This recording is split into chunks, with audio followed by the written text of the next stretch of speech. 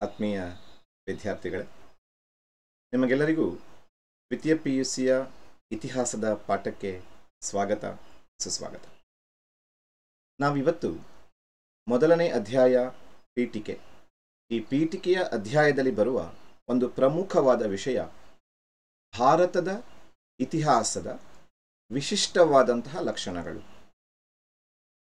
ನಾವು ಈ ವರ್ಷ ಭಾರತದ ಇತಿಹಾಸವನ್ನು ಅಧ್ಯಯನ ಮಾಡಲಿಕ್ಕಿದ್ದೀವಿ. ಈ ಭಾರತದ ಇತಿಹಾಸದಲ್ಲಿ ನಾವೇನು ಅಧ್ಯಯನ ಮಾಡಲಿಕ್ಕಿದ್ದೀವಿ, ವಿವಿಧ ಅಧ್ಯಾಯಗಳನ್ನು, ಇವೆಲ್ಲವನ್ನ ನೋಡಿದಾಗ ನಮಗೆ ಏನನ್ಸುತ್ತೆ ಅನ್ನೋದನ್ನು ನಾವು ಇಲ್ಲಿ ಸಂಕ್ಷಿಪ್ತವಾಗಿ ನೋಡಲಿಕ್ಕೆ ಹೊರಟಿದ್ದೀವಿ. ಅದನ್ನೇ ಭಾರತದ ಇತಿಹಾಸದ ಲಕ್ಷಣಗಳು. ಅದನ್ನೇ ಬರೀ ಲಕ್ಷಣಗಳಲ್ಲ, ಅದನ್ನು ವಿಶೇಷವಾದಂತಹ ಲಕ್ಷಣಗಳು ಅಂತ ಪರಿಗಣಿಸಿ ನಾವು ಅಧ್ಯಯನವನ್ನು ಮಾಡ್ತೀವಿ. ಇದನ್ನು ತಿಳ್ಕೊಂಡಾಗ ನಾವು ಈ ವರ್ಷ ಏನು ಓದಲಿಕ್ಕಿದ್ದೀವಿ ಅನ್ನುವುದರ ಸ್ಥೂಲವಾದಂತಹ ಪರಿಕಲ್ಪನೆಗಳು ನಮಗೆ ಬಂದ್ಬಿಡತ್ತೆ. ಭಾರತದ ಇತಿಹಾಸ ಕರ್ನಾಟಕದ ಇತಿಹಾಸವನ್ನು ಒಳಗೊಂಡಂತೆ ಅಥವಾ ಕರ್ನಾಟಕದ ಇತಿಹಾಸದ ವಿಶೇಷ ಉಲ್ಲೇಖದೊಂದಿಗೆ ನೋಡ್ಲಿಕ್ಕಿದ್ದೀವಿ. ಮೊದಲು ನಾವೊಂದು ಪೀಠಿಕೆಯ ಭಾಗವನ್ನು ಬರೀಬೇಕಾಗತ್ತೆ ಅಥವಾ ತಿಳ್ಕೋಬೇಕಾಗತ್ತೆ. ಭಾರತದ ಇತಿಹಾಸದ ವಿಶಿಷ್ಟ ಲಕ್ಷಣವನ್ನು ಅಧ್ಯಯನ ಮಾಡುವಾಗ ನಾವು ಭಾರತದ ಇತಿಹಾಸದ ವಿಶೇಷತೆಗಳನ್ನು ಹೇಳುವಾಗ ಒಂದು ಗಮನಾರ್ಹವಾದ ಮಹತ್ವಪೂರ್ಣವಾದಂತಹ ಪೀಠಿಕೆಯನ್ನು ಕೊಡಬೇಕು. ಭಾರತದ ಇತಿಹಾಸ ಅಂತಂದರೆ ಅದು ಬಹಳ ವಿಶೇಷವಾಗಿದ್ದು.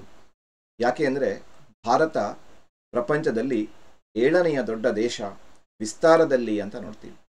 ವಿಸ್ತಾರವನ್ನು ತಗೊಂಡ್ರೆ ಭಾರತ ಪ್ರಪಂಚದಲ್ಲಿಯೇ 7ನೆಯ ದೊಡ್ಡ ದೇಶ. ಭಾರತಕ್ಕಿಂತ ದೊಡ್ಡದಾದಂತಹ 6 ದೇಶಗಳಿದ್ದಾವೆ. ಅದರಲ್ಲಿ ಅತ್ಯಂತ ದೊಡ್ಡ ದೇಶ ಅನ್ನಿಸ್ಕೊಂಡಂತಹ ರಷ್ಯಾ ಇದೆ. ರಷ್ಯಾವನ್ನು ಹೊರತುಪಡಿಸಿದರೆ ಕೆನಡಾ ದೇಶ ಇದೆ. ಕೆನಡಾವನ್ನು ಹೊರತುಪಡಿಸಿದರೆ ನಮ್ಮ ನೆರೆಯಲ್ಲಿರುವಂತಹ ಚೀನಾ ದೇಶ ಇದೆ. ಚೀನಾ ದೇಶವನ್ನು ಹೊರತುಪಡಿಸಿದರೆ ಅಮೆರಿಕಾ ಸಂಯುಕ್ತ ಸಂಸ್ಥಾನ ಅಥವಾ USA United States of America ಇದೆ. ಆಮೇಲೆ ನೋಡಿದರೆ ಬ್ರೆಜಿಲ್ ಇದೆ. ಆ ನಂತರದಲ್ಲಿ ನೋಡಿದರೆ ಆಸ್ಟ್ರೇಲಿಯಾ ದೇಶ ಇದೆ. ಈ ದೇಶಗಳನ್ನು ಹೊರತುಪಡಿಸಿದರೆ ಭಾರತ ಪ್ರಪಂಚದಲ್ಲಿಯೇ 7ನೆಯ ದೊಡ್ಡ ದೇಶ. ಭಾರತ ಸುಮಾರು 32,87,263 ಚದರ್ ಕಿಲೋಮೀಟರ್ಗಳಷ್ಟು ವಿಸ್ತಾರವನ್ನು ಹೊಂದಿರುವಂತಹ ದೇಶ. ಜನಸಂಖ್ಯೆಗೆ ಬಂದರೆ ಭಾರತ ಪ್ರಪಂಚದಲ್ಲಿ ಇತ್ತೀಚಿನವರೆಗೆ 2ನೆಯ ದೊಡ್ಡ ದೇಶವಾಗಿತ್ತು. ಆದರೆ ಈಗ ಚೀನಾವನ್ನು ಹಿಂದಿಕ್ಕಿ ಮೊದಲನೆಯ ದೊಡ್ಡ ದೇಶ ಅನ್ನಿಸ್ಕೊಂಡಿದೆ ಭಾರತ ವಿಸ್ತಾರದಲ್ಲಿ. 1ನೆಯ ದೊಡ್ಡ ದೇಶ ಭಾರತ ಇವತ್ತು ಜನಸಂಖ್ಯೆಯಲ್ಲಿ ಅಂತ ನೋಡ್ತೀವಿ. ಅಲ್ಲಿಗೆ ವಿಸ್ತಾರವನ್ನು ಗಮನಿಸಿದರೆ 7ನೆಯ ದೊಡ್ಡ ದೇಶ, ಜನಸಂಖ್ಯೆಯನ್ನು ಆಧರಿಸಿದರೆ ಭಾರತ ಪ್ರಪಂಚದಲ್ಲಿಯೇ ಹಿಂದೆ 2ನೆಯ ದೊಡ್ಡ ದೇಶವಾಗಿತ್ತು, ಇವತ್ತು ಮೊದಲನೆಯ ದೊಡ್ಡ ದೇಶವಾಗಿದೆ. ಹಾಗಾಗಿ ಭಾರತದ ಇತಿಹಾಸ ಬಹಳ ವಿಶೇಷವಾಗಿಯೇ ಇರುತ್ತೆ ಅನ್ನೋದನ್ನು ನಾವು ಗಮನಿಸಬೇಕು. ಇನ್ನು ಇತಿಹಾಸದ ಪಿತಾಮಹ ನಿಮಗೆಲ್ಲ ಗೊತ್ತೇ ಇದೆ. ಇತಿಹಾಸದ ಪಿತಾಮಹನಾದಂತಹ ಹೆರೋಡಾಟಸ್, ಈತ ಕೂಡ ಭಾರತದ ಬಗ್ಗೆ ಒಂದು ಉಲ್ಲೇಖವನ್ನು ಕೊಡ್ತಾನೆ.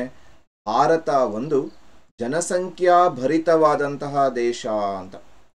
ಭಾರತ ಏನಿದೆ ಇದು ಜನಸಂಖ್ಯೆಯಿಂದ ಕೂಡಿರುವಂತಹ ದೇಶ, ಜನಸಂಖ್ಯಾ ಭರಿತವಾದಂತಹ ದೇಶ. ಹಾಗಾಗಿ ಈ ದೇಶದ ಇತಿಹಾಸ ಬಹಳ ವಿಶೇಷತೆಯಿಂದ ಕೂಡಿದೆ. ಈ ರೀತಿಯ ಪೀಠಿಕೆಯನ್ನು ಕೊಟ್ಟು ನಾವು ಉತ್ತರವನ್ನು ಆರಂಭಿಸಿದರೆ ಬಹಳ ಅನುಕೂಲ ಆಗುತ್ತೆ. ಹಾಗೂ ನಮ್ಮ ದೇಶದ ಇತಿಹಾಸದ ವಿಶೇಷತೆಗೆ ಈ ವಿಸ್ತಾರ, ಜನಸಂಖ್ಯೆ ಕೂಡ ಕೊಡುಗೆ ಕೊಟ್ಟಿದೆ ಅನ್ನೋದನ್ನು ಮರೆಯೋ ಹಾಗೆ ಇಲ್ಲ. ಹಾಗಾದರೆ ಏನೆಲ್ಲ ಲಕ್ಷಣಗಳನ್ನು ಹೊಂದಿದೆ ಅನ್ನೋದನ್ನು ನೋಡ್ತಾ ಬಂದರೆ ನಾವು ಮೊದಲನೆಯ ಲಕ್ಷಣಕ್ಕೆ ಬರೋಣ. ಸಂಸ್ಕೃತಿ. ಸಂಸ್ಕೃತಿ ಅಂತಂದರೆ ನಮ್ಮೆಲ್ಲ ಕಳೆದ ವರ್ಷನೇ ನೋಡಿದ್ದೀವಿ. ಸಂಸ್ಕೃತಿ, ನಾವೇನಾಗಿದ್ದೇವೋ ಅದು ಸಂಸ್ಕೃತಿ. ನಮ್ಮ ಆಚಾರ ವಿಚಾರ, ನಡೆ ನುಡಿ, ಸಂಪ್ರದಾಯ, ಧರ್ಮ, ವೇಷಭೂಷಣ ಇವೆಲ್ಲವೂ ಸಂಸ್ಕೃತಿ. ಮತ್ತು ನಾಗರಿಕತೆ. ಸಂಸ್ಕೃತಿ ಮತ್ತು ನಾಗರಿಕತೆ. ನಾಗರಿಕತೆ ಅಂತಂದರೆ ನಾವು ನೋಡಿದ್ದೀವಿ, ಕಳೆದ ವರ್ಷನೇ ಅಧ್ಯಯನ ಮಾಡಿದ್ದೀವಿ. ನಾವು ಏನನ್ನು ಹೊಂದಿದ್ದೇವೋ ಅದು ನಾಗರಿಕತೆ. ನಾವು ಹೊಂದಿರುವಂತಹ ಎಲ್ಲ ಐಷಾರಾಮಿಯ ವಸ್ತುಗಳು, ನಾವು ಹೊಂದಿರುವಂತಹ ಭಾಷೆ, ನಾವು ಹೊಂದಿರುವಂತಹ ಭಾಷೆ ಬೇಡ, ನಾವು ಹೊಂದಿರುವಂತಹ ಹಳ್ಳಿಗಳು, ಪಟ್ಟಣಗಳು, ನಾವು ಹೊಂದಿರುವಂತಹ ಫ್ಯಾನ್ ಇರ್ಬೋದು, ಫ್ರಿಡ್ಜ್ ಇರ್ಬೋದು, ಅಥವಾ ನಾವು ಹೊಂದಿರುವಂತಹ ಕಂಪ್ಯೂಟರೇ ಇರಬಹುದು, ಬ್ರಿಡ್ಜಸ್ಗಳಿರಬಹುದು, ಎಲ್ಲವುಗಳು ಕೂಡ ನಾಗರಿಕತೆಯ ಭಾಗ ಅಂತ ನೋಡಿದ್ದೀವಿ. ಈ ಸಂಸ್ಕೃತಿ ಮತ್ತು ನಾಗರಿಕತೆಗಳಲ್ಲಿ ನಾವು ಭಾರತದ ಇತಿಹಾಸದಲ್ಲಿ ನಿರಂತರತೆಯನ್ನು ನೋಡ್ತೀವಿ. ಇದು ಭಾರತದ ಇತಿಹಾಸದ ವಿಶೇಷವಾದಂತಹ ಲಕ್ಷಣ. ಈ ಸಂಸ್ಕೃತಿ ಮತ್ತು ನಾಗರಿಕತೆ, ನಮ್ಮ ದೇಶದ ಸಂಸ್ಕೃತಿ ಹಾಗೂ ನಾಗರಿಕತೆಯನ್ನು ನೋಡ್ತಾ ಬಂದರೆ ಅದು ಸಿಂಧೂ ನಾಗರಿಕತೆಯಿಂದ ಶುರುವಾಗತ್ತೆ. ಅಲ್ಲಿಂದ ಭಾರತದ ಸಂಸ್ಕೃತಿ ಆರಂಭ ಆಗತ್ತೆ.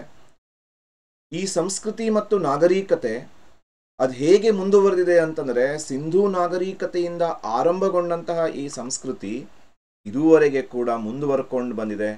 ಎಲ್ಲೂ ಕೂಡ ಅದು ನಿಂತಿದೆ ಅಂತ ಇಲ್ಲವೇ ಇಲ್ಲ. ಸಿಂಧೂ ನಾಗರಿಕತೆಯಿಂದ ಆರಂಭಗೊಂಡಂತಹ ಭಾರತದ ಸಂಸ್ಕೃತಿ ವೈದಿಕ ನಾಗರಿಕತೆ ಅಥವಾ ವೈದಿಕ ಸಂಸ್ಕೃತಿಯ ಮೂಲಕ ಮುಂದುವರಿತು ಅಂತ ನೋಡ್ತೀವಿ. ಅಲ್ಲಿಂದ ಭಾರತದ ಮೇಲೆ ಇಸ್ಲಾಂನ ಪ್ರಭಾವ ಆಗುತ್ತೆ ಮಧ್ಯಯುಗದಲ್ಲಿ, ಆಮೇಲೆ ಕ್ರಿಶ್ಚಿಯನ್ ಪ್ರಭಾವ ಆಗುತ್ತೆ. ಅಲ್ಲಿಯವರೆಗೂ ಭಾರತದ ಸಂಸ್ಕೃತಿ ಇತಿಹಾಸ ಸಿಂಧೂ ನಾಗರಿಕತೆಯಿಂದ ವೈದಿಕ ಸಂಸ್ಕೃತಿಗೆ, ಅಲ್ಲಿಂದ ಇಸ್ಲಾಂನ ಪ್ರಭಾವಕ್ಕೆ, ಅಲ್ಲಿಂದ ಕ್ರಿಶ್ಚಿಯನ್ನ ಪ್ರಭಾವಕ್ಕೆ, ಹಾಗೂ ಈಗ ನಮ್ಮ ಸಂವಿಧಾನದ ಆಮಿಷಗಳಿಗೆ ಒಳಗಾಗದೆ ಎಲ್ಲರನ್ನ ಒಂದುಗೂಡಿಸಿ ನೋಡುವಂತಹ ಸಂವಿಧಾನಕ್ಕನುಗುಣವಾಗಿ ನಮ್ಮ ಈ ಸಂಸ್ಕೃತಿ ಹಾಗೂ ನಾಗರಿಕತೆ ಮುಂದುವರ್ಕೊಂಡು ಬಂದಿದೆ. ಸುಮಾರು 4000 ವರ್ಷಗಳ ನಿರಂತರವಾದಂತಹ ಇತಿಹಾಸವನ್ನು ಭಾರತ ಹೊಂದಿದೆ. ಇಂತಹ ಶ್ರೇಷ್ಠತೆ ಕೇವಲ 2 ದೇಶಗಳಿಗಿದೆ. ಒಂದು ಭಾರತ ದೇಶಕ್ಕಾದರೆ ಇನ್ನೊಂದು ಚೀನಾ ದೇಶಕ್ಕೆ. ಇಂತಹ ವಿಶೇಷತೆಯನ್ನು ನಾವು ಭಾರತದ ಇತಿಹಾಸದಲ್ಲಿ ನೋಡ್ತೀವಿ. ಅಲ್ಲಿಗೆ ಮೊದಲನೆಯ ಲಕ್ಷಣವನ್ನು ನಾವು ಅಧ್ಯಯನ ಮಾಡಿದ ಮೇಲೆ ಎರಡನೆಯ ಲಕ್ಷಣಕ್ಕೆ ಬರ್ತೀವಿ, ಸ್ತರಬದ್ಧವಾದಂತಹ ವಿಕಾಸ ಅಂತ. ಸ್ತರಬದ್ಧವಾದ ವಿಕಾಸ ಏನಿದು? ಸ್ತರಬದ್ಧವಾದ ವಿಕಾಸ ಏನಿದರ ಅರ್ಥ ಅಂತ ನೋಡಿದರೆ, ಸ್ತರಬದ್ಧ ಅಂತಂದರೆ ಹಂತ ಹಂತವಾದ ವಿಕಾಸ ಅಂತ. ಹಂತ ಹಂತವಾಗಿ ವಿಕಾಸಗೊಂಡಿದೆ ಭಾರತದ ಇತಿಹಾಸ. ಆರಂಭದಲ್ಲಿ ಸಿಂಧೂ ನಾಗರಿಕತೆಯಿಂದ, ಅದಕ್ಕಿಂತ ಪೂರ್ವದಲ್ಲಿ ಹಳೆ ಶಿಲಾಯುಗ, ಮಧ್ಯಶಿಲಾಯುಗ, ಹೊಸ ಶಿಲಾಯುಗದ ಕಾಲದಿಂದಲೂ ಆರಂಭಿಸಿದರೆ ನಾವು ಬಹಳ ಪ್ರಮುಖವಾಗಿ ಸಿಂಧೂ ನಾಗರಿಕತೆಗೆ ಬರ್ತೀವಿ. ಈ ಸಿಂಧೂ ನಾಗರಿಕತೆ ನಮ್ಮ ದೇಶದ ಇತಿಹಾಸದ ವಿಕಾಸದಲ್ಲಿ ಮೊದಲನೆಯ ಹಂತ ಅಂತ ನೋಡ್ತೀವಿ. ಸಿಂಧೂ ನಾಗರಿಕತೆಯಿಂದ ಮುಂದುವರೆದು ವೈದಿಕ ಸಂಸ್ಕೃತಿ ಬೆಳೆದು ಬರುತ್ತೆ. ಸಿಂಧೂ ನದಿಯಿಂದ ಮುಂದುವರೆದು ಗಂಗಾ ನದಿಯ ಪ್ರದೇಶಕ್ಕೆ ಅದು ವಿಸ್ತರಿಸಲ್ಪಡುತ್ತೆ ವೈದಿಕ ಸಂಸ್ಕೃತಿ. ಆ ವೈದಿಕ ಸಂಸ್ಕೃತಿಗೆ ನಾವು ಮುಂದುವರಿತೀವಿ. ಇದು ಭಾರತದ ಸಂಸ್ಕೃತಿ ಮತ್ತು ನಾಗರಿಕತೆಗಳಲ್ಲಿ ಎರಡನೆಯ ಹಂತ ಅಂತ ನೋಡ್ತೀವಿ. ಆಮೇಲೆ ವೈದಿಕ ಸಂಸ್ಕೃತಿಯ ನೆರಳಿನಲ್ಲಿಯೇ ಕೆಲವೊಂದು ಸಾಮ್ರಾಜ್ಯಗಳು ಉದಯವಾಗಿದ್ದನ್ನು ನೋಡ್ತೀವಿ. ಜೊತೆಯಲ್ಲಿ ಹೊಸ ಧರ್ಮಗಳು ಉದಯವಾಗಿದ್ದನ್ನು ನೋಡ್ತೀವಿ, ಜೈನ ಧರ್ಮ, ಬೌದ್ಧ ಧರ್ಮ. ಹೀಗೆ ಮಧ್ಯಯುಗಕ್ಕೆ ಬಂದರೆ ಭಾರತದಲ್ಲಿ ಇಸ್ಲಾಂನ ಪ್ರಭಾವವನ್ನು ನೋಡ್ತೀವಿ. ಇಸ್ಲಾಂನ ಪ್ರಭಾವ, ವಿಶೇಷವಾಗಿ ದೆಹಲಿ ಸುಲ್ತಾನರು ಹಾಗೂ ಮೊಘಲರ ಕಾಲದಲ್ಲಿ ಇಸ್ಲಾಂನ ಪ್ರಭಾವವನ್ನು ಮೂರನೆಯ ಹಂತವಾಗಿ ನೋಡ್ತೀವಿ. ಅದು ಆದ ನಂತರದಲ್ಲಿ ನಾವು ಗಮನಿಸುವುದು ಭಾರತಕ್ಕೆ ಯುರೋಪಿಯನ್ನರ ಆಗಮನ. ಯುರೋಪಿಯನ್ನರ ಆಗಮನದ ನಂತರ ಕ್ರಿಶ್ಚಿಯನ್ ಪ್ರಭಾವವನ್ನು ನೋಡ್ತೀವಿ. ಇದು ಭಾರತದ ಇತಿಹಾಸದ ಸ್ತರಬದ್ಧವಾದಂತಹ ವಿಕಾಸದಲ್ಲಿ ನಾಲ್ಕನೆಯ ಹಂತವಾಗಿ ನಾವು ನೋಡ್ತೀವಿ. ಆ ನಂತರದಲ್ಲಿ ಇವತ್ತು ನಮ್ಮ ಸಂವಿಧಾನ, ಸ್ವಾತಂತ್ರ್ಯ ನಂತರ ಸಂವಿಧಾನ ಜಾರಿಗೆ ಬಂದಿದೆ. ಸಂವಿಧಾನದ ಆಶಯದಲ್ಲಿ ಭಾರತದ ಸಂಸ್ಕೃತಿ ಇತಿಹಾಸ ಮುಂದುವರೆದಿದೆ ಅಂತ ನೋಡ್ತೀವಿ. ಹೀಗೆ ಹಂತ ಹಂತವಾದ ವಿಕಾಸವನ್ನು ನೋಡ್ತೀವಿ. ಸಿಂಧು ನಾಗರಿಕತೆಯಿಂದ ವೈದಿಕ ಸಂಸ್ಕೃತಿ, ವೈದಿಕ ಸಂಸ್ಕೃತಿಯಿಂದ ಇಸ್ಲಾಂನ ಪ್ರಭಾವ ಹಾಗೂ ಇಸ್ಲಾಂನ ಪ್ರಭಾವದಿಂದ ಕ್ರಿಶ್ಚಿಯನ್ ಪ್ರಭಾವದವರೆಗೆ ಹಂತ ಹಂತವಾದ ವಿಕಾಸವನ್ನು ನಾವು ಗಮನಿಸ್ತೀವಿ. ಇದು ಎರಡನೆಯ ಲಕ್ಷಣ ಅಂತ ನಾವು ಗಮನದಲ್ಲಿ ಇಟ್ಕೊಂಡಿರಬೇಕು. ನೆಕ್ಸ್ಟ್ ನಾವು ಮೂರನೆಯ ಹಂತದ ಕಡೆಗೆ ಬಂದರೆ, ಮೂರನೆಯ ಒಂದು ಲಕ್ಷಣಕ್ಕೆ ಬಂದರೆ ವಿದೇಶಿ ದಾಳಿಗಳು. ಇದನ್ನು ನಾವು ಮೂರನೆಯ ಹಂತದಲ್ಲಿ ಅಥವಾ ಮೂರನೆಯ ಲಕ್ಷಣವಾಗಿ ನೋಡ್ತೀವಿ, ವಿದೇಶಿ ದಾಳಿಗಳು. ಭಾರತದ ಮೇಲೆ ಅನೇಕ ವಿದೇಶಿಗರು ದಾಳಿ ಮಾಡ್ತಾರೆ. ಭಾರತದ ನಕ್ಷೆಯಲ್ಲಿ ಅದನ್ನು ಗಮನಿಸುವುದಾದರೆ ವಿಶೇಷವಾಗಿ ಭಾರತದ ಉತ್ತರ ಭಾಗವನ್ನು ಕೇಂದ್ರೀಕರಿಸಿ ಈ ದಾಳಿಗಳಾಗಿದ್ದನ್ನು ನಾವು ಗಮನಿಸ್ತೀವಿ. ಭಾರತದ ಚರಿತ್ರೆಯಲ್ಲಿ ಗ್ರೀಕರಿಂದ ಈ ದಾಳಿಗಳು ಆರಂಭ ಆಗಿರೋದನ್ನು ನೋಡ್ತೀವಿ. ಗ್ರೀಕರು ನಮ್ಮ ದೇಶದ ಮೇಲೆ ದಾಳಿಯನ್ನು ಮಾಡ್ತಾರೆ. ಗ್ರೀಕರ ದಾಳಿಯ ನಂತರದಲ್ಲಿ ನಮ್ಮ ದೇಶದ ಮೇಲೆ ಪರ್ಷಿಯನ್ನರು ದಾಳಿ ಮಾಡ್ತಾರೆ, ಪೂರ್ಣರು ದಾಳಿ ಮಾಡ್ತಾರೆ. ಯವನರು ದಾಳಿ ಮಾಡ್ತಾರೆ, ಶಕರು ದಾಳಿ ಮಾಡ್ತಾರೆ, ಪರ್ಷಿಯನ್ನರು, ಟರ್ಕರು, ಅರೇಬಿಯನ್ನರು, ಅಫ್ಘನ್ನರು, ಹೀಗೆ ಅನೇಕರು ನಮ್ಮ ದೇಶದ ಮೇಲೆ ದಾಳಿ ಮಾಡಿದ್ದನ್ನು ನೋಡ್ತೀವಿ. ಆರಂಭದಲ್ಲಿ ಗ್ರೀಕರು ನಮ್ಮ ದೇಶದ ಮೇಲೆ ದಾಳಿ ಮಾಡಿದ್ದನ್ನು ನೋಡ್ತೀವಿ. ಅಲೆಕ್ಸಾಂಡರ್ನ ಕಾಲದಲ್ಲಿ ಭಾರತದ ಮೇಲೆ ಗ್ರೀಕ್ ದಾಳಿ ಆಗಿತ್ತು. ಆಮೇಲೆ ಡೇರಿಯಸ್, ಸೆಲ್ಯೂಕಸ್, ಹೀಗೆ ಅನೇಕ ದಾಳಿಗಳನ್ನು ನೋಡ್ತೀವಿ. ಕುಶಾನರು ಚೀನಾದಿಂದ ಭಾರತಕ್ಕೆ ಆಕ್ರಮಿಸಿಕೊಳ್ತಾರೆ, ಭಾರತವನ್ನು ಪ್ರವೇಶಿಸ್ತಾರೆ ಅಂತ ನೋಡ್ತೀವಿ. ಕುಶಾನರು ನಮ್ಮ ದೇಶದ ಮೇಲೆ ದಾಳಿ ಮಾಡಿದರು. ಆಮೇಲೆ ನಮ್ಮ ದೇಶಕ್ಕೆ ಬಂದಂತಹ ಶಕರು ದಾಳಿ ಮಾಡ್ತಾರೆ. ಆಮೇಲೆ ಯವನರು ದಾಳಿ ಮಾಡ್ತಾರೆ ಭಾರತದ ಮೇಲೆ. ಆನಂತರ ಅಫ್ಘನ್ನರು, ಟರ್ಕರು, ಹೀಗೆ ಅನೇಕ ದಾಳಿಗಳನ್ನು ಭಾರತದ ಮೇಲೆ ನೋಡ್ತೀವಿ. ಬಹುತೇಕ ಹೆಚ್ಚಿನ ದಾಳಿಗಳು ಉತ್ತರ ಭಾರತವನ್ನು ಕೇಂದ್ರೀಕರಿಸಿಕೊಂಡಿದ್ದು. ಆದರೆ ಕಾಲಕ್ರಮೇಣ ಇವರೆಲ್ಲ ಭಾರತದ ಸಂಸ್ಕೃತಿಯ ಒಂದು ಭಾಗವಾಗಿ ಪರಿವರ್ತನೆಯಾಗ್ತಾರೆ. ಆದರೆ ನಮ್ಮ ದೇಶಕ್ಕೆ ಬಂದಂತಹ ಬ್ರಿಟಿಷರು ಸುಮಾರು 2 ಶತಮಾನಗಳ ಕಾಲ ಭಾರತದಲ್ಲಿದ್ದಂತಹ ಬ್ರಿಟಿಷರು 1857ರಿಂದ 1947ರವರೆಗೆ ಸುಮಾರು 90 ವರ್ಷಗಳ ಕಾಲ ನಮ್ಮನ್ನು ಆಳಿದಂತಹ ಬ್ರಿಟಿಷರು ಯಾವತ್ತೂ ಕೂಡ ಭಾರತದ ಸಂಸ್ಕೃತಿಯ ಒಂದು ಭಾಗವಾಗಲಿಲ್ಲ. ಆದರೆ ಉಳಿದವರೆಲ್ಲ ಭಾರತದ ಒಂದು ಸಂಸ್ಕೃತಿಯ ಭಾಗವಾದರು. ಕುಶಾನರಿರ್ಬೋದು, ಗ್ರೀಕರಿರ್ಬೋದು, ಶಕರಿರ್ಬೋದು, ಯವನರಿರ್ಬೋದು, ಅಥವಾ ಹೂಣರಿರಬಹುದು, ಅಫ್ಘನ್ನರು, ಟರ್ಕರು, ಇವರೆಲ್ಲ ಭಾರತದ ಸಂಸ್ಕೃತಿಯ ಒಂದು ಭಾಗವಾದರೆ ಬ್ರಿಟಿಷರು ಮಾತ್ರ ಭಾಗವಾಗಲಿಲ್ಲ. ಹಾಗಾಗಿ ನಾವು ಅವರ ವಿರುದ್ಧ ಹೋರಾಟವನ್ನು ಮಾಡಬೇಕಾಯಿತು, ಅವರನ್ನು ಓಡಿಸಬೇಕಾಯಿತು ಅಂತ ನೋಡ್ತೀವಿ. ಇದು ಈ ಚರಿತ್ರೆಯಲ್ಲಿ ನಾವು ಗಮನಿಸಬೇಕಾದ ಒಂದು ಪ್ರಮುಖ ಲಕ್ಷಣ. ಆದರೆ ಭಾರತದ ದಕ್ಷಿಣ ಭಾಗ ಏನಿದೆ, ದಕ್ಷಿಣ ಭಾರತ ಏನಿದೆ, ಇದು ವಿಶೇಷವಾದಂತಹ ಸಂಸ್ಕೃತಿಯನ್ನು ಉಳಿಸ್ಕೊಂಡು ಬಂತು, ತನ್ನದೇ ಆದಂತಹ ವಿಶೇಷ ನಾಗರಿಕತೆಯನ್ನು ಬೆಳೆಸ್ತು. ದಕ್ಷಿಣ ಭಾರತ ಇದು ವಿದೇಶಿ ದಾಳಿಗಳಿಂದ ಹೊರತಾಗಿತ್ತು ಅಂತ ನೋಡ್ತೀವಿ. ಅಲ್ಲಾವುದ್ದೀನ್ ಖಿಲ್ಜಿಯ ದಂಡನಾಯಕನಾದಂತಹ ಮಲ್ಲಿಕಾಫರ್ ದಕ್ಷಿಣ ಭಾರತ ದಂಡಯಾತ್ರೆ ಕೈಗೊಳ್ಳುವವರೆಗೂ ಬಹುತೇಕ ದಕ್ಷಿಣ ಭಾರತ ಈ ದಾಳಿಗಳಿಂದ ಹೊರತಾಗಿತ್ತು ಅಂತ ನೋಡ್ತೀವಿ. ಇನ್ನು 4ನೆಯ ಲಕ್ಷಣಕ್ಕೆ ಬರ್ತೀವಿ. ಪ್ರಬಲವಾದಂತಹ ಮತ್ತು ಸಹಿಷ್ಣುವಾದಂತಹ ಹಿಂದೂ ಧರ್ಮ ಅನ್ನೋದು ಈ ಮುಂದಿನ ಭಾರತದ ಇತಿಹಾಸದಲ್ಲಿ ನಾವು ತಿಳ್ಕೊಳ್ಳಿಕ್ಕಿರುವಂತಹ ಮುಂದಿನ ಒಂದು ಲಕ್ಷಣ. ಪ್ರಬಲವಾದ ಹಾಗೂ ಸಹಿಷ್ಣುವಾದಂತಹ ಹಿಂದೂ ಧರ್ಮ. ನಮ್ಮ ದೇಶದಲ್ಲಿ ಅನೇಕ ಧರ್ಮಗಳು ಹುಟ್ಟಿವೆ. ಅತ್ಯಂತ ಸನಾತನವಾಗಿ ಹುಟ್ಟಿದಂತಹ ಹಿಂದೂ ಧರ್ಮ ಇದೆ ನಮ್ಮ ದೇಶದಲ್ಲಿ. ಆ ನಂತರ ಭಾರತದಲ್ಲಿ ಹುಟ್ಟಿದಂತಹ ಜೈನ ಧರ್ಮ ಇದೆ. ಆ ನಂತರ ಹುಟ್ಟಿದಂತಹ ಬೌದ್ಧ ಧರ್ಮ ಇದೆ. ಆ ನಂತರ ಹುಟ್ಟಿದಂತಹ ಸಿಖ್ ಧರ್ಮ ನಮ್ಮ ದೇಶದಲ್ಲಿದೆ. ಈ ಧರ್ಮಗಳೇನಿದ್ದಾವೆ, ಈ ಎಲ್ಲ ಧರ್ಮಗಳು ಭಾರತದಲ್ಲಿಯೇ ಹುಟ್ಟಿದಂತಹ ಧರ್ಮಗಳು, ಭಾರತದಲ್ಲಿಯೇ ಜನನವನ್ನು ತಾಳಿದಂತಹ ಧರ್ಮಗಳು. ಇವುಗಳ ಜೊತೆಯಲ್ಲಿ ಇಂದು ಪ್ರಬಲವಾಗಿರುವಂತಹ ಇಸ್ಲಾಂ ಧರ್ಮ ನಮ್ಮ ದೇಶದಲ್ಲಿದೆ. ಹಾಗೆಯೇ ಜಗತ್ತಿನಲ್ಲಿ ಅತಿ ಹೆಚ್ಚು ಅನುಯಾಯಿಗಳನ್ನು ಹೊಂದಿರುವಂತಹ ಕ್ರಿಶ್ಚಿಯನ್ ಧರ್ಮ ಕೂಡ ನಮ್ಮ ದೇಶದಲ್ಲಿದೆ. ಆದರೆ ಈ ಎಲ್ಲ ಧರ್ಮಗಳಲ್ಲಿ ಭಾರತಕ್ಕೆ ಸಂಬಂಧಪಟ್ಟಂತೆ ಪ್ರಬಲವಾಗಿರುವಂತಹ ಹಿಂದೂ ಧರ್ಮವನ್ನು ನೋಡ್ತೀವಿ. ಆದರೆ ಆ ಪ್ರಬಲವಾದಂತಹ ಹಿಂದೂ ಧರ್ಮ ಸಹಿಷ್ಣುತೆಯನ್ನು ಹೊಂದಿತ್ತು ಅನ್ನೋದನ್ನು ಗಮನಿಸ್ತೀವಿ. ಹಿಂದೂ ಧರ್ಮದಲ್ಲಿ 2 ಪ್ರಮುಖವಾದಂತಹ ಅಂಶಗಳು ಇದು. ಅದರಲ್ಲಿ ಒಂದು ವಸುದೈವ ಕುಟುಂಬಕಂ ಅಂತ.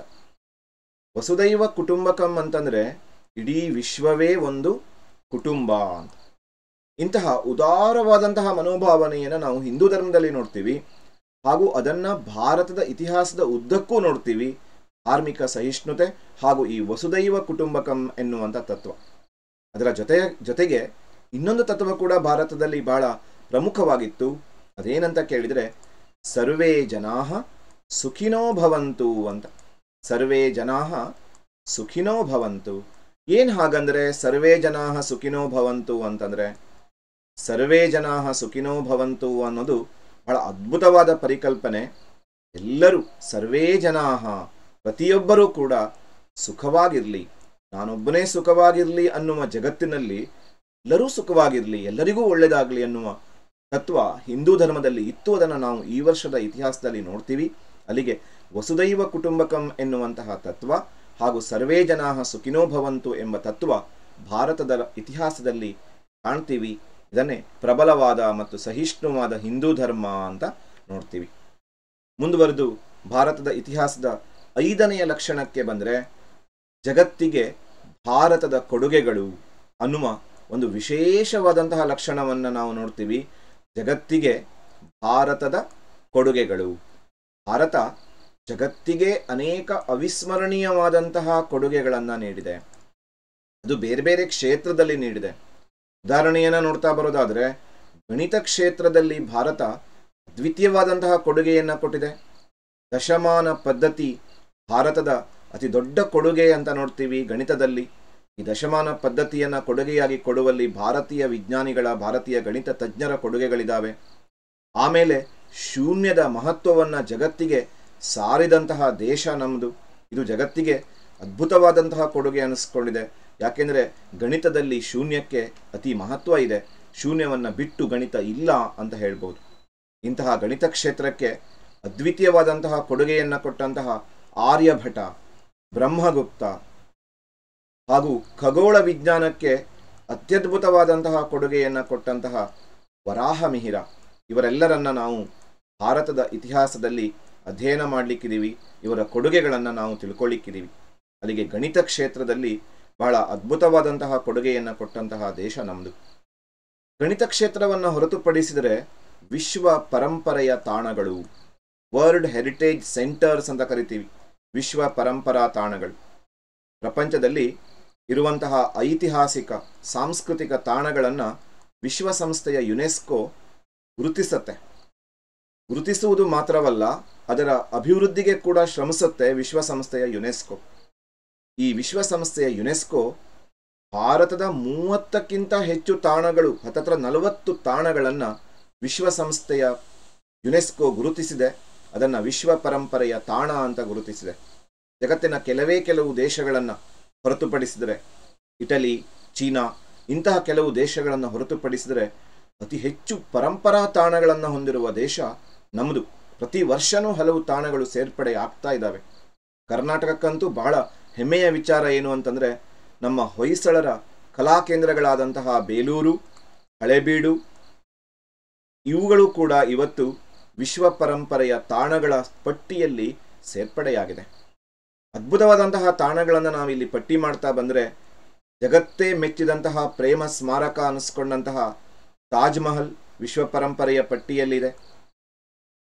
ಕಲೆಗೆ, ಚಿತ್ರಕಲೆಗೆ, ಗುಹಾಂತರ್ಗತ ದೇವಾಲಯಗಳಿಗೆ ಹೆಸರಾದಂತಹ ಅಜಂತ, ಎಲ್ಲೋರ ಹಾಗೂ ಕರ್ನಾಟಕದಲ್ಲಿಯೇ ಬಹಳ ಪ್ರಸಿದ್ಧವಾದಂತಹ ಹಂಪಿ, ಪ್ರತಿಯೊಂದು ಕಲ್ಲುಗಳು ಕೂಡ ಇತಿಹಾಸವನ್ನು ಸಾರುವಂತಹ ಹಂಪಿ.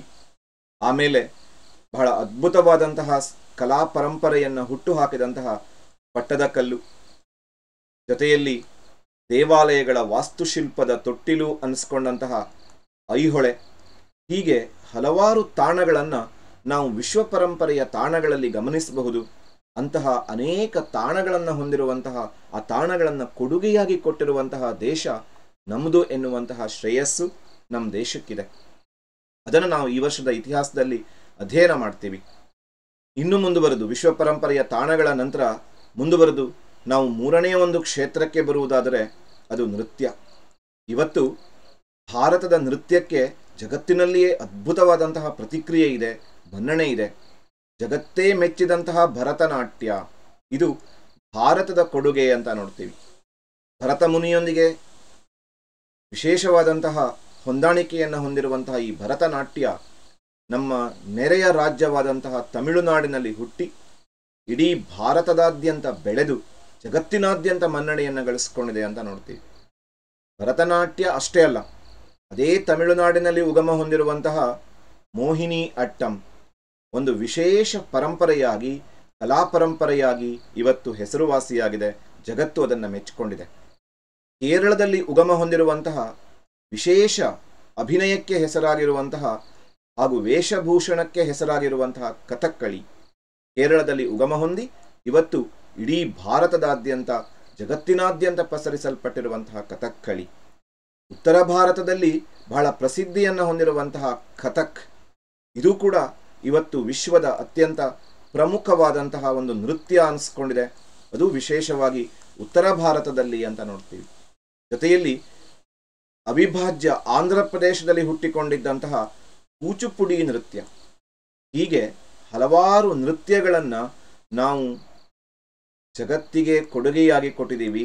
ಅದನ್ನು ನಾವು ಈ ವರ್ಷದ ಇತಿಹಾಸದಲ್ಲಿ ಬಹಳ ಹೆಮ್ಮೆಯಿಂದ ಅಧ್ಯಯನ ಮಾಡಲಿಕ್ಕಿದ್ದೀವಿ. ಅನೇಕ ನೃತ್ಯಗಳನ್ನು ಕೊಡುಗೆಯಾಗಿ ಕೊಟ್ಟಂತಹ ದೇಶ ನಮ್ಮದು ಅಂತ. ಮುಂದುವರೆದು ಸಂಗೀತ, ನೃತ್ಯದ ಜೊತೆಯಲ್ಲಿ ನಾವು ಗಮನಿಸ್ತಾ ಬಂದರೆ ಸಂಗೀತ ಕ್ಷೇತ್ರಕ್ಕೆ ಭಾರತ ಅದ್ವಿತೀಯ ಕೊಡುಗೆಯನ್ನು ಕೊಟ್ಟಿದೆ. ಅದರಲ್ಲೂ ವಿಶೇಷವಾಗಿ 2 ಸಂಗೀತಗಳು. ಮೊದಲನೇದಾಗಿ ಹಿಂದೂಸ್ತಾನಿ ಸಂಗೀತ ಹಾಗೂ ಇನ್ನೊಂದು ಕರ್ನಾಟಿಕ್ ಸಂಗೀತ. ಈ 2 ಸಂಗೀತ ಪರಂಪರೆಗಳನ್ನು ಪ್ರಪಂಚಕ್ಕೆ ಭಾರತ ಕೊಡುಗೆಯಾಗಿ ಕೊಟ್ಟಿದೆ ಅಂತ ನೋಡ್ತೀವಿ. ಅಲ್ಲಿಗೆ ನೃತ್ಯ, ಸಂಗೀತ, ಗಣಿತ, ಆ ನಂತರದಲ್ಲಿ ಖಗೋಳ ವಿಜ್ಞಾನ, ವಿಶ್ವ ಪರಂಪರೆಯ ತಾಣಗಳನ್ನು ಕೊಡುಗೆಯಾಗಿ ಕೊಟ್ಟಂತಹ ಭಾರತ ಯೋಗ ಕ್ಷೇತ್ರಕ್ಕೆ, ಆಯುರ್ವೇದ ಕ್ಷೇತ್ರಕ್ಕೆ ಕೂಡ ಬಹಳ ಪ್ರಮುಖವಾದ ಕೊಡುಗೆಯನ್ನು ಕೊಟ್ಟಿದೆ.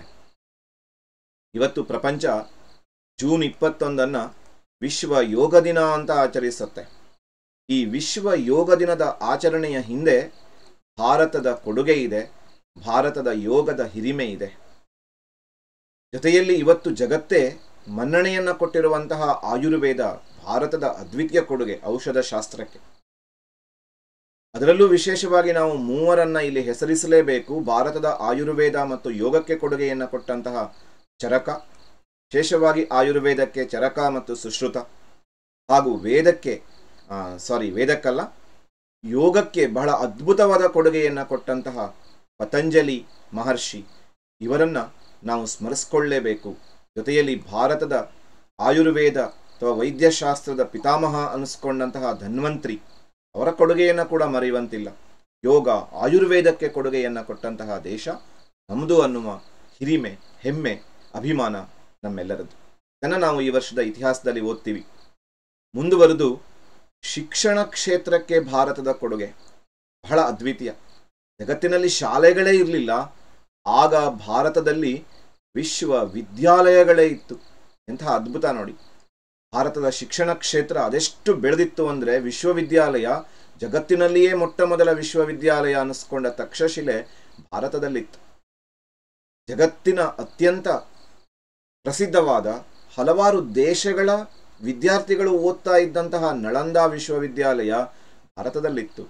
ಅತ್ಯಂತ ಪ್ರಸಿದ್ಧವಾದಂತಹ ದಕ್ಷಿಣದ ಕಂಚಿ, ವಿಕ್ರಮಶಿಲಾ, ಹೀಗೆ ಹಲವಾರು ಶಿಕ್ಷಣ ಕೇಂದ್ರಗಳನ್ನು ಹೊಂದಿದ್ದಂತಹ ದೇಶ ನಮ್ಮದು. ಜಗತ್ತು ಅಜ್ಞಾನದ ಅಂಧಕಾರದಲ್ಲಿದ್ದಾಗ, ಜಗತ್ತಿನಲ್ಲಿ ಶಿಕ್ಷಣ ಅಂದರೆ ಏನು, ಶಾಲೆ ಅಂದರೆ ಏನು ಅಂತ ಗೊತ್ತಿಲ್ಲದೆ ಇರುವಂತಹ ಸಂದರ್ಭ, ಅಜ್ಞಾನದ ಅಂಧಕಾರದಲ್ಲಿದ್ದಂತಹ ಪ್ರಪಂಚ ಅಂಧಕಾರದಲ್ಲಿತ್ತು. ಅಂತಹ ಸಂದರ್ಭದಲ್ಲಿ ಭಾರತ ಜ್ಞಾನದ ಉತ್ತುಂಗದಲ್ಲಿತ್ತು ಅಂತ ನೋಡ್ತೀವಿ. ಅಂತಹ ಶ್ರೇಷ್ಠತೆ ಭಾರತದ ಶಿಕ್ಷಣಕ್ಕಿತ್ತು. ಅಂತಹ ಶಿಕ್ಷಣವನ್ನು ನಾವು ಕೊಡುಗೆಯನ್ನಾಗಿ ಕೊಟ್ಟಿದ್ದೀವಿ ಇಡೀ ಪ್ರಪಂಚಕ್ಕೆ. ಅದನ್ನು ಬಹಳ ಹೆಮ್ಮೆಯಿಂದ ಈ ವರ್ಷ ಅಧ್ಯಯನ ಮಾಡ್ತೀವಿ. ಹೀಗೆ ಪ್ರಪಂಚಕ್ಕೆ ಹಲವಾರು ಕೊಡುಗೆಗಳನ್ನು ಕೊಟ್ಟಂತಹ ದೇಶ ನಮ್ಮದು ಎನ್ನುವ ಅಭಿಮಾನ ನಮ್ಮೆಲ್ಲರಿಗೂ ಇರಲಿ ಅಂತ ಆಶಿಸ್ತಾ ನಾವು ಮುಂದಿನ ಒಂದು ಲಕ್ಷಣಕ್ಕೆ ಬರ್ತೀವಿ. 6ನೆಯ ಇತಿಹಾಸದ ಲಕ್ಷಣ ಅದೇನು ಅಂತ ಕೇಳಿದರೆ, ಭಾರತ ಅಂತಂದರೆ ಜಗತ್ತಿಗೆ ಅದೇನೋ ಆಕರ್ಷಣೆ, ಭಾರತವನ್ನು ನೋಡಬೇಕು ಅನ್ನುವ ಕಾತುರತೆ. ಹಾಗಾಗಿಯೇ ನಾವು ಮುಂದಿನ ಲಕ್ಷಣದಲ್ಲಿ ನೋಡ್ತೀವಿ ಆಕರ್ಷಣೆಯ ಕೇಂದ್ರವಾಗಿ ಭಾರತ ಅಂತ. ಯಾಕೆ ಭಾರತ ಅಷ್ಟೊಂದು ಆಕರ್ಷಣೆಯ ಕೇಂದ್ರವಾಗಿದೆ? ಇಲ್ಲಿನ ಭೌಗೋಳಿಕ ವಿಶೇಷಗಳು. ಭಾರತದಲ್ಲಿ ಅನೇಕ ಭೌಗೋಳಿಕ ವಿಶೇಷಗಳನ್ನು ನಾವು ನೋಡ್ತೀವಿ. ಅದು ಪರ್ವತಗಳಿರಬಹುದು, ಗಿರಿಧಾಮಗಳಿರಬಹುದು, ಕರಾವಳಿ ತೀರ ಇರಬಹುದು, ಗಿರಿ ಶಿಖರಗಳಿರಬಹುದು. ಅವುಗಳನ್ನು ನೋಡಲಿಕ್ಕಾಗಿ ವಿದೇಶಿಗರು ಬರ್ತಿದ್ದಾರೆ. ಹಾಗೂ ಭಾರತದಲ್ಲಿ ಇದ್ದಂತಹ ಹೇರಳವಾದಂತಹ ಸಂಪತ್ತು ಆಕರ್ಷಣೆಯ ಕೇಂದ್ರವಾಗಿತ್ತು. ಭಾರತದಲ್ಲಿರುವಂತಹ ಅಭಯಾರಣ್ಯಗಳು ಹಾಗೂ ಆ ಅಭಯಾರಣ್ಯಗಳಲ್ಲಿರುವಂತಹ ಸಸ್ಯವರ್ಗಗಳು ಹಾಗೂ ವಿಶೇಷವಾಗಿ ಪ್ರಾಣಿ ಸಂಕುಲಗಳು, ಅವುಗಳನ್ನು ನೋಡಲಿಕ್ಕಾಗಿ ವಿದೇಶಿಗರು ಬರ್ತಿದ್ದಾರೆ. ಶಿಕ್ಷಣ ಕೇಂದ್ರಗಳು, ಭಾರತದಲ್ಲಿದ್ದಂತಹ ವಿಶ್ವವಿದ್ಯಾಲಯಗಳು, ಅವುಗಳನ್ನು ನೋಡಲಿಕ್ಕೆ ಭಾರತಕ್ಕೆ ಬರ್ತಾರೆ. ಹಾಗೂ ಭಾರತದಲ್ಲಿ ಇದ್ದಂತಹ ಅನೇಕ ಸ್ಮಾರಕಗಳು, ಆ ಸ್ಮಾರಕಗಳಲ್ಲಿ ಕೋಟೆಗಳಿರಬಹುದು, ದೇವಾಲಯಗಳಿರಬಹುದು, ಮಸೀದಿಗಳಿರಬಹುದು, ತಾಜ್ ಮಹಲ್ನಂತಹ ಪ್ರೇಮ ಸ್ಮಾರಕ ಇರಬಹುದು, ಮೈಸೂರಿನ ಅರಮನೆಯೇ ಇರಬಹುದು. ಇವೆಲ್ಲವನ್ನ ನೋಡಲಿಕ್ಕೆ ಭಾರತಕ್ಕೆ ಅನೇಕ ರೀತಿಯಲ್ಲಿ ವಿದೇಶಿಗರು ಬಂದಿದ್ದಾರೆ. ಅದರಲ್ಲಿ ಪ್ರವಾಸಿಗರಾಗಿ ಬಂದಿದ್ದಾರೆ. ಅನೇಕ ಪ್ರವಾಸಿಗರನ್ನು ನೋಡ್ತೀವಿ. Fa Hien, Hiuen song, I-tsing, Abdul Razak ರಾಯಭಾರಿಯಾಗಿ ಬಂದವನು, ಮೆಗಾಸ್ತನೀಸ್ ರಾಯಭಾರಿಯಾಗಿ ಬಂದವನು, ಪ್ರವಾಸಿಗರಾಗಿ ನಮ್ಮ ದೇಶಕ್ಕೆ ಬಂದವರಿದ್ದಾರೆ, ರಾಯಭಾರಿಗಳಾಗಿ ನಮ್ಮ ದೇಶಕ್ಕೆ ಬಂದವರಿದ್ದಾರೆ, ಶಿಕ್ಷಣಾರ್ಥಿಗಳಾಗಿ ಇಲ್ಲಿಂದ ಶಿಕ್ಷಣವನ್ನು ಪಡೆದುಕೊಳ್ಬೇಕು ಅಂತ ಬಂದವರಿದ್ದಾರೆ, ಹಾಗೂ ಸಂಪತ್ತನ್ನು ವಶಪಡಿಸ್ಕೊಳ್ಬೇಕು ಅಂತ ಹೇಳಿ ಬಂದಂತಹ ದಾಳಿಕೋರರು ಇದ್ದಾರೆ. ಇವೆಲ್ಲವನ್ನ ನಾವು ಆಕರ್ಷಣೆಯ ಕೇಂದ್ರವಾಗಿ ಭಾರತ ಅನ್ನುವಲ್ಲಿ ನೋಡ್ತೀವಿ. ಇನ್ನು ಮುಂದುವರೆದು ಕೊನೆಯ ಒಂದು ಲಕ್ಷಣಕ್ಕೆ ಬಂದರೆ ವಿವಿಧತೆಯಲ್ಲಿ ಏಕತೆ. ಇದು ಭಾರತದ ಇತಿಹಾಸದ ಅತ್ಯಂತ ಪ್ರಮುಖವಾದ ಲಕ್ಷಣ, ಹಾಗೂ ಇದನ್ನು ನಾವು ಡಿಟೇಲ್ ಆಗಿ ಮುಂದಿನ ಭಾಗದಲ್ಲಿ 5 ಅಂಕಕ್ಕೆ ಅಧ್ಯಯನ ಮಾಡಲಿಕ್ಕಿದ್ದೀವಿ. ವಿವಿಧತೆಯಲ್ಲಿ ಏಕತೆ ಭಾರತದ ವಿಶೇಷತೆ ಅಂತ ಅನಿಸ್ಕೊಂಡಿದೆ. ಭಾರತದಲ್ಲಿ ವಿವಿಧತೆಯೂ ಇದೆ, ಆ ವಿವಿಧತೆಯ ನಡುವೆ ಏಕತೆಯೂ ಇದೆ. ಎಲ್ಲೆಲ್ಲಿ ವಿವಿಧತೆ ಇದೆ ಅಂತ ನೋಡ್ತಾ ಬಂದರೆ ಭಾರತದ ವೈವಿಧ್ಯತೆಯ ಕ್ಷೇತ್ರಗಳನ್ನು ಹೆಸರಿಸ್ತಾ ಹೋದರೆ ಭಾರತದಲ್ಲಿ ಭೌಗೋಳಿಕವಾದಂತಹ ವೈವಿಧ್ಯತೆ ಇದೆ. ಭೌಗೋಳಿಕವಾಗಿ ಭಾರತ ಅನೇಕ ರೀತಿಯ ವೈವಿಧ್ಯತೆಯನ್ನು ಹೊಂದಿದೆ ಅಂತ ನೋಡ್ತೀವಿ. ಆನಂತರದಲ್ಲಿ ಭೌಗೋಳಿಕ ವೈವಿಧ್ಯತೆಯಲ್ಲಿ ನಾವು ಏನನ್ನ ಹೆಸರಿಸಬಹುದು? ಭಾರತದಲ್ಲಿ ಅತ್ಯಂತ ಎತ್ತರವಾದಂತಹ ಹಿಮಾಲಯ ಪರ್ವತ ಇದೆ, ಅತ್ಯಂತ ತಂಪಾದಂತಹ ಸಿಯಾಚಿನ್ ಇದೆ. ಅತ್ಯಂತ ತಂಪಾಗಿರುವಂತಹ ಸಿಯಾಚಿನನ್ನು ನೋಡಬಹುದು. ಅತ್ಯಂತ ಉಷ್ಣತೆಯನ್ನು ಹೊಂದಿರುವಂತಹ ರಾಜಸ್ಥಾನದ ಗಂಗಾನಗರ ಅಥವಾ ರಾಜಸ್ಥಾನದ ಮರುಭೂಮಿ ಇದೆ. ಅತ್ಯಂತ ಎತ್ತರವಾದಂತಹ ಪ್ರಸ್ಥಭೂಮಿ ನಮ್ಮ ದೇಶದಲ್ಲಿದೆ. ಹಾಗೆಯೇ ನಮ್ಮ ದೇಶದಲ್ಲಿ ಸಮತಟ್ಟಾದಂತಹ ಬಯಲೂ ಇದೆ, ಕರಾವಳಿ ತೀರಗಳೂ ಇದೆ. ಹೀಗೆ ಅತ್ಯಂತ ವಿಶೇಷವಾದಂತಹ ಭೌಗೋಳಿಕವಾದಂತಹ ವೈವಿಧ್ಯತೆಯನ್ನು ಹೊಂದಿರುವ ದೇಶ ನಮ್ಮದು ಅಂತ ನೋಡ್ತೀವಿ. ಭೌಗೋಳಿಕ ವೈವಿಧ್ಯತೆಯ ಜೊತೆಗೆ ಭಾರತದಲ್ಲಿ ಭಾಷಾ ವೈವಿಧ್ಯತೆ ಇದೆ. ಸುಮಾರು 1600 ಭಾಷೆಗಳಿದ್ದಾವೆ. ಆಡು ಭಾಷೆಗಳಿಗಂತೂ ಲೆಕ್ಕನೇ ಇಲ್ಲ. ಜೊತೆಯಲ್ಲಿ ಭಾರತದಲ್ಲಿ ಜನಾಂಗೀಯ ವೈವಿಧ್ಯತೆ ಇದೆ ಅಂತ ನೋಡ್ತೀವಿ. ಭಾರತದಲ್ಲಿ ಅನೇಕ ಜನಾಂಗಗಳು ಕಂಡುಬರುತ್ತೆ. ಆರ್ಯರಿದ್ದಾರೆ, ದ್ರಾವಿಡರಿದ್ದಾರೆ ಭಾರತದಲ್ಲಿ. ಜೊತೆಯಲ್ಲಿ ಭಾರತದಲ್ಲಿ ನಾವು ಗಮನಿಸ್ತಾ ಬಂದರೆ ಪ್ರೋಟೋ ಆಸ್ಟ್ರೋಲೈಡ್ಗಳಿದ್ದಾರೆ. ಸಿಂಧು ನಾಗರಿಕತೆಯನ್ನು ರೂಪಿಸಿದಂತಹ ಜನರಲ್ಲಿ ಈ ಪ್ರೋಟೋ ಆಸ್ಟ್ರೋಲೈಡ್ ಕೂಡ ಒಬ್ರು ಅಂತ ನೋಡ್ತೀವಿ. ಪ್ರೋಟೋ ಆಸ್ಟ್ರೋಲೈಡ್ಗಳಿದ್ದಾರೆ. ಆಲ್ಫೈನ್ಸ್ ಜನಾಂಗದವರು ನಮ್ಮ ದೇಶದಲ್ಲಿದ್ದಾರೆ, ಆಲ್ಫೈನ್ಸ್. ಆಮೇಲೆ ಮೆಡಿಟರೇನಿಯನ್ ಜನಾಂಗದವರಿದ್ದಾರೆ, ಮೆಡಿಟರೇನಿಯನ್. ಜೊತೆಯಲ್ಲಿ ಮಂಗೋಲೈಡ್ಸ್ಗಳು, ಭಾರತದ ಈಶಾನ್ಯ ಭಾಗದಲ್ಲಿ ಮಂಗೋಲೈಡ್ಸ್ಗಳಿದ್ದಾರೆ ಅಂತ ನೋಡ್ತೀವಿ. ಇದರ ಜೊತೆಯಲ್ಲಿ ಭಾರತದ ಗುಡ್ಡಗಾಡಿನ ಪ್ರದೇಶಗಳಲ್ಲಿ ನಾವು ನಿಗ್ರೋಗಳನ್ನು ಕೂಡ ನೋಡ್ತೀವಿ, ನಿಗ್ರಿಟೋಗಳು. ಹೀಗೆ ಹಲವಾರು ಜನಾಂಗಗಳನ್ನು ಹೊಂದಿರುವಂತಹ ದೇಶ ನಮ್ಮದು. ಅಲ್ಲಿಗೆ ಭೌಗೋಳಿಕವಾದ ವೈವಿಧ್ಯತೆ ಇದೆ, ಭಾಷೆಯಲ್ಲಿ ವೈವಿಧ್ಯತೆ ಇದೆ, ಜನಾಂಗೀಯವಾದಂತಹ ವೈವಿಧ್ಯತೆ ಇದೆ. ಇಷ್ಟು ಮಾತ್ರ ಅಲ್ಲ, ಭಾರತದಲ್ಲಿ ಸಾಮಾಜಿಕವಾದಂತಹ ವೈವಿಧ್ಯತೆ ಇದೆ. ಸಾಮಾಜಿಕ ವೈವಿಧ್ಯತೆಯಲ್ಲಿ ನಾವು ನೋಡ್ತೀವಿ ಅವಿಭಕ್ತ ಕುಟುಂಬಗಳಿದ್ದಾವೆ ಭಾರತದಲ್ಲಿ. ಭಾರತದಲ್ಲಿ ಕೌಟುಂಬಿಕ ವ್ಯವಸ್ಥೆಯಲ್ಲಿ ಮಾತೃಪ್ರಧಾನ ವ್ಯವಸ್ಥೆ ಇದೆ, ಪಿತೃಪ್ರಧಾನ ವ್ಯವಸ್ಥೆ ಇದೆ, ಏಕಪತ್ನಿತ್ವ ಇದೆ, ಬಹುಪತ್ನಿತ್ವ ಕೂಡ ಇದೆ. ಹೀಗೆ ಅನೇಕ ಸಾಮಾಜಿಕ ವೈವಿಧ್ಯತೆಗಳು.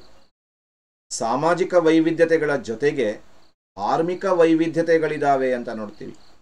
ಧಾರ್ಮಿಕ ವೈವಿಧ್ಯತೆಯಲ್ಲಿ ಭಾರತದಲ್ಲಿ ಅನೇಕ ಧರ್ಮೀಯರಿದ್ದಾರೆ. ಭಾರತದಲ್ಲಿ ಹಿಂದೂಗಳಿದ್ದಾರೆ, ಭಾರತದಲ್ಲಿ ಮುಸ್ಲಿಮರಿದ್ದಾರೆ, ಭಾರತದಲ್ಲಿ ಕ್ರಿಶ್ಚಿಯನ್ನರಿದ್ದಾರೆ, ಭಾರತದಲ್ಲಿ ಜೈನರಿದ್ದಾರೆ, ಭಾರತದಲ್ಲಿ ಬೌದ್ಧರಿದ್ದಾರೆ, ಭಾರತದಲ್ಲಿ ಸಿಖ್ಖರಿದ್ದಾರೆ. ಹೀಗೆ ಹಲವಾರು ಧರ್ಮಗಳನ್ನು ಹೊಂದಿರುವ ದೇಶ ನಮ್ಮದು. ಇನ್ನು ಆರ್ಥಿಕವಾದಂತಹ ವೈವಿಧ್ಯತೆ ಇದೆ. ಭಾರತದಲ್ಲಿ ಅತ್ಯಂತ ಶ್ರೀಮಂತರಿದ್ದಾರೆ. ಜಗತ್ತಿನಲ್ಲಿಯೇ ಅತ್ಯಂತ ಶ್ರೀಮಂತರ ಪಟ್ಟಿಯಲ್ಲಿ ಸ್ಥಾನ ಪಡೆದಂತಹ ಎಷ್ಟೋ ಜನ ಭಾರತೀಯರಿದ್ದಾರೆ. ಹಾಗೆಯೇ ಅತ್ಯಂತ ಬಡವರು ಕೂಡ ನಮ್ಮ ದೇಶದಲ್ಲಿದ್ದಾರೆ. ಅತ್ಯಂತ ಮುಂದುವರಿದ ಪ್ರದೇಶಗಳಿದ್ದಾವೆ, ನಗರಗಳು ಅತ್ಯಂತ ಮುಂದುವರಿದಿದ್ದಾವೆ. ಮುಂದುವರಿದಂತಹ ಪ್ರದೇಶಗಳು, ಅಭಿವೃದ್ಧಿಯನ್ನು ಹೊಂದಿದಂತಹ ಪ್ರದೇಶಗಳು ನಮ್ಮ ದೇಶದಲ್ಲಿದ್ದಾವೆ. ಅದೇ ಸಂದರ್ಭದಲ್ಲಿ ಅಭಿವೃದ್ಧಿಯನ್ನೇ ಕಾಣದ ಕೊಳೆಗೇರಿಗಳು, ಸ್ಲಮ್ ಏರಿಯಾಸ್ಗಳು ನಮ್ಮ ದೇಶದಲ್ಲಿದ್ದಾವೆ. ಹೀಗೆ ಹಲವಾರು ವೈವಿಧ್ಯತೆಗಳನ್ನು ಹೊಂದಿರುವ ದೇಶ ನಮ್ಮದು. ಆದರೆ ಈ ವೈವಿಧ್ಯತೆಗಳ ನಡುವೆ ಏಕತೆ ನಮ್ಮ ದೇಶದ ವಿಶೇಷತೆ. ಅನೇಕ ಏಕತೆಯ ಲಕ್ಷಣಗಳನ್ನು ನೋಡ್ತೀವಿ. ಅದರಲ್ಲಿ ಭೌಗೋಳಿಕ ಏಕತೆ ಬಹಳ ಪ್ರಮುಖವಾದಂತಹ ಒಂದು ಲಕ್ಷಣ ಅಂತ ನೋಡ್ತೀವಿ. ಏನು ಭೌಗೋಳಿಕ ಏಕತೆ ಅಂತ ಕೇಳಿದರೆ, ನಮ್ಮ ದೇಶವನ್ನು ನೀವು ಗಮನಿಸಿದರೆ, ಭಾರತ ದೇಶವನ್ನು ಗಮನಿಸಿದರೆ, ಒಂದ್ಸಲ ವಿಷ್ಣು ಪುರಾಣದ ಶ್ಲೋಕವನ್ನು ನೆನಪು ಮಾಡಿಕೊಳ್ಳಿ.